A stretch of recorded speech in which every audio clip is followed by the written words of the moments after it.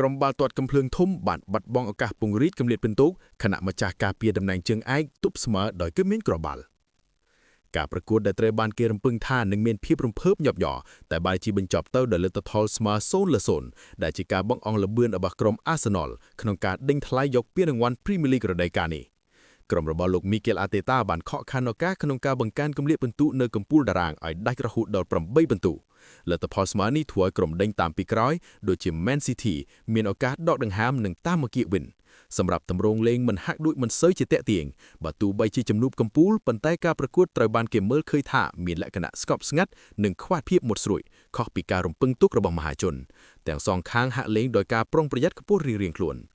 ការការពាររឹងមាំរបស់ Liverpool ដែលម្ចាស់ការពារតំណែងជើងឯកការពាររដូវកាលមុនបានបង្ហាញពីភាពរឹងមាំของតំបន់ការពារដោយអាចទប់ទល់នឹងសម្ពាធរបស់ Arsenal បានយ៉ាងល្អនៅកីឡដ្ឋាន Emirates ទោះបីជាពួកគេខ្លួនឯងក៏មិនសូវមានឱកាសវាយបកដ៏មានប្រសិទ្ធភាពផងដែរ